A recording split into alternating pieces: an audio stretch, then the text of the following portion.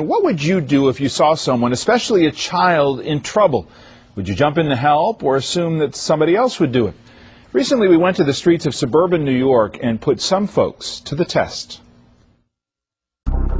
Last time, security specialist Bill Stanton put two parents to the test to see if what they've taught their kids about the danger of strangers would serve them in a real-life situation.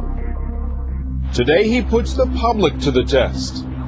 With the help of 7-year-old Raquel, Bill staged an abduction to see if the public would take action. Raquel's mom, Deborah, watched from a surveillance van as Raquel was approached by Bill. Hey, where were you, young lady? You're not my dad!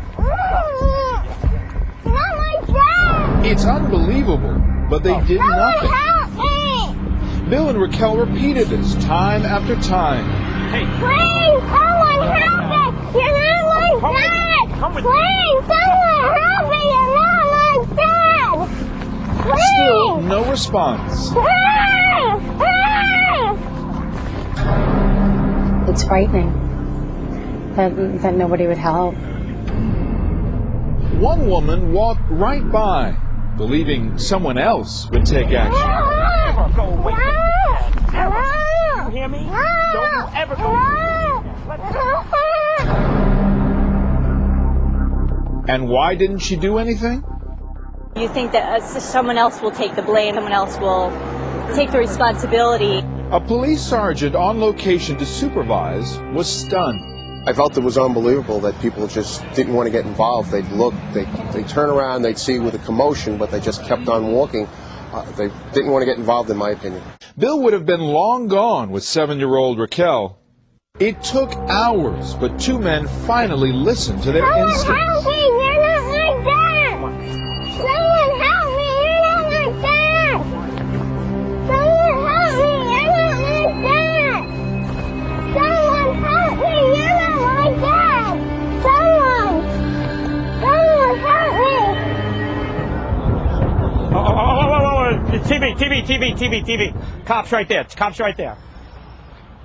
Good job. She was saying, stop, someone help me, she's not my dad, he's not my dad. And I was like, first I thought she was being a little disobedient, but then you weren't saying nothing, so I was like, we gotta stop this guy. I parked the car and I just ran over to get him. Yeah, I was gonna take him down, man. Yeah, that wasn't gonna happen.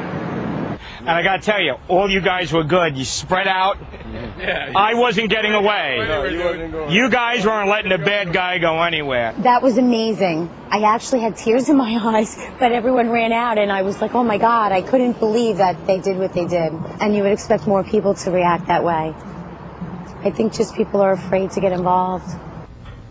Bill Stanton, good morning. Good morning. This is unbelievable. I mean, you watch this and you just think, what is the deal? How do you explain so much of that response? It's tough stuff. I have goosebumps on my arms right now. It's called the Bystander Effect. This was a study done a couple of years ago where the more there are people watching something go down, the less likely someone's going to take action. But here's the thing. A lot of, in some of the episodes there, even though you could hear little Raquel saying, "This is not my dad," and that's the key point. At other times, it was just, "Don't you get away? Don't you ever go away like that?" So it could seem like there was just a child misbehaving, and that you were the dad. Yeah, but David, I'll put it to you this way: much rather be safe than sorry.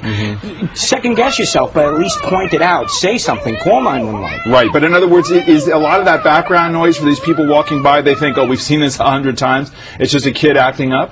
No, I think part of it is we live in a fast food society. Everybody's in tune with what they have to do. They see something going down, go proactive. Now, what about the people who are walking by? They think, okay, wait a minute, am I going to take this guy on? He's a big guy. I got to be afraid of retaliation. Well, different actions for different people. If you're a big strapping guy, as we saw, and I was proud of those guys, they took action. What you didn't see, there was an elderly lady in the background when those guys took action. She had her hand on the phone calling 911. Different actions for different people, but at least they're taking action. And speed is important here, I would think. Absolutely. Seconds count. What should people keep in mind? You saw, again, I thought it was interesting that the two guys who ultimately charged you, their initial thought was, well, maybe this is just disobedience. But they kept listening.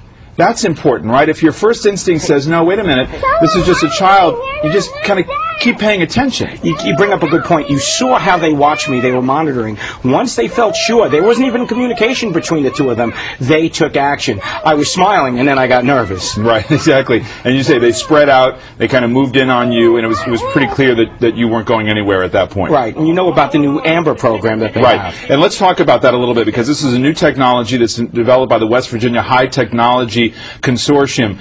This is really putting technology to good work. Tell me about it. Absolutely. This is the latest technology. It's AMBER View. Right now, it's only out of West Virginia. What they do, which is totally voluntary, during your child's school picture day, they take a photo. It goes into their database, and God forbid something should happen. That goes to all the local and national authorities and the media, putting a 3D photo of your child out there within seconds and minutes, hopefully helping recover your child. And that 3D photo, we should point out, it was Elizabeth Smart, who was abducted in Utah, was actually identified through a profile shot. So it does matter, doesn't it? Absolutely. Is there a chance that this is going to spread around to other states and go national? Well, if people call in, yes, it will spread throughout the country, and it's only value added.